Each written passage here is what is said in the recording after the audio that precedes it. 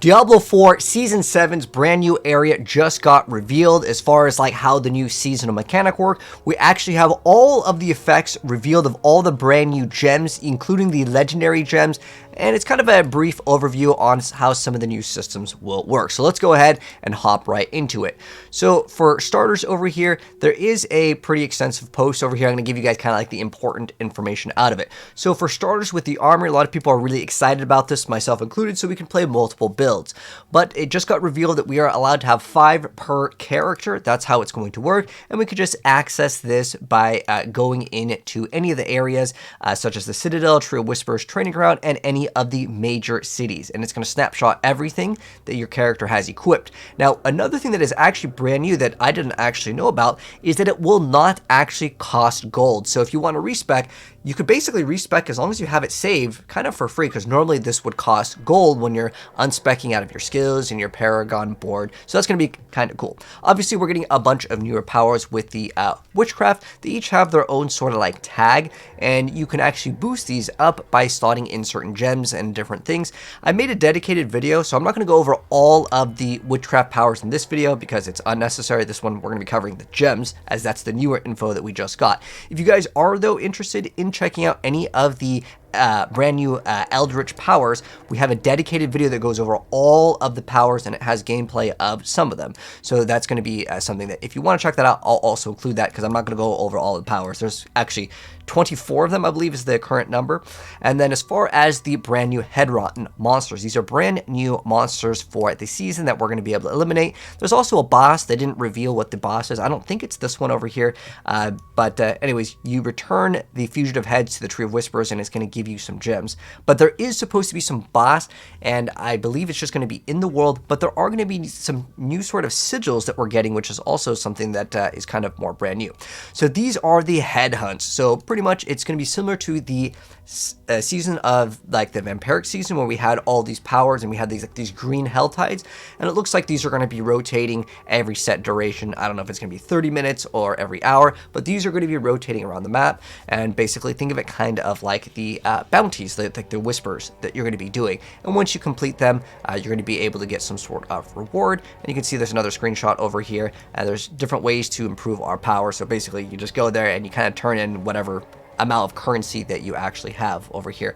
And then the root holds are only accessible by using the Whisper Wood sigils found in Whisper caches. So again, I want to say this should be a new area, because they're these new, it says perform dangerous rituals to turn head rot into power. Root holds are only accessible by using these, and so these could be some sort of like little mini other activity that we're going to be able to do. But again, the main thing I was actually excited about that is newer info to me is these gems. Now, we've already seen this was shown off during the live stream. Basically, these gems will give us armor as well as resistances, but on top of that, they also have like a tag where it's like your abilities of certain tags. So it could be agility, corpse, incarnate, weapon mastery, and wrath skills deal more damage. Unfortunately, no core skills here, but we'll check out all of them. I'm going to be checking these out for the first time as well. But you can see what these do. So some of the Eldritch powers, they're going to be getting extra bonuses. So if we have 3 or more Eldritch Witch power slotted, we gain 25% extra movement speed and crit strike chance. I'm not sure if we can equip multiple copies of the same one. I mean, if you get 75% movement speed and 45 crit chance, that's actually a very big number. And then you can see this legendary one where each of your ores and hexes and enemies afflicted by, they take 4% increased damage from you. So there are going to be rarities of these gems. They didn't reveal every single rarity, but they showed off the entire gem lineup over here. So let's go and check out what they do. So each gem provides 160 armor and 8% to all resistance, and you get to craft all of these. I'm assuming these are going to be account bound over here, as all of these show that they are account bound, and the requirement, at least from what they're showing off, is level 10, so it means that we're going to be able to access these really early on. So let's check out the powers. So we see Wicked Pact over here. Our non-unique Eldritch Witch powers gain 25% potency. So how it works is you get 5 normal powers, and then you're going to be able to get, I think it's in here, over here. So you can see that you get 5 basic powers, and then there's like 1 like ultimate or legendary power. So that's kind of how it works. So the non-unique ones, which I'm assuming is like the basic ones, get 25% potencies. And then with Heart of Enema, our non-unique psych witch powers gain 25% potency. There's like 3 different tags that these go into. Think of it kind of like core skills, weapon mastery, those kind of things. And then with Toadling's Wish, our non-unique growth and decay powers get 25% potency. I don't know if we can stack these, but if we can get like 75% potency, it could be kind of nice. And then we have Phantom String, which is that we deal 40% more overpower damage to hexed enemies, which is like a condition that you can apply. Hex is actually, I think, something from D3. And then we have Elder Sigil. Our Agility, Corpse, Incarnate, Mastery, Weapon, Master, and Wrath skills deal 25% increased direct damage to hexed enemies. Then we have Killing Wind. While you have 3 or more Eldritch Witch powers slotted, which that one was showing off, you gained this. I'm assuming that you can't have multiples of the same, but if you can, like this one is pretty dang good. Again, triple of these. By the way, as far as I'm aware, if we put these in our jewelry, I don't think we can put these in every single like armor piece. I believe we basically get to select 3 of them, unless we get an item that has multiple sockets, which would be a cool, unique idea. Anyways, next up, Witching Hour. While you have 3 or more Eldritch Witch power slotted every 5 seconds, the next core skill you cast gains the Eldritch tag. So if you're getting something that gets like Eldritch powers gain potency, assuming that that would work with that, that could be 75x additional damage potentially. So that's kind of cool. But yeah, it's every 5 seconds, so it's not super common unless you can somehow reduce that as they maybe increase in rank. Then we have Raging Enigma. Our witchcraft powers gain 40% more damage.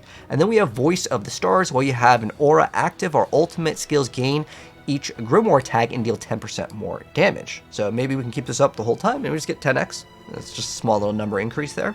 And then with Mind Wreath, while you have 3 or more Psych Witch power slotted, your defensive Macabre trap skills gain 20% cooldown reduction. Okay, that could be kind of cool to mess around with. Maybe someone's gonna figure out how to perma get some sort of like ice armor. I think the Flame Shield doesn't start until it ends, so that one you can't do infinitely.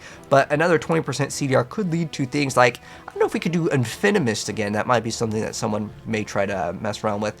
Then we have Spiral Coin. While you have 3 or more Psych Witch power slotted, you gain 30% crowd control duration and 20% lucky hit chance. And then with Cornucopia, while you have 3 or more growth percent decay witch power slot, you generate 30% more barrier and you gain 30% more fortify and have 30% more thorns. Maybe it'll be finally time to make that Thorns Barb, or maybe even the Thorns Spiritborn, as they are buffing Thorns quite a bit in the next upcoming patch. With Vulture Talon, while you have an aura active, you deal damage over time 35% faster. And then with Pointed Finger, your summons deal 25% more direct damage to hexed elites.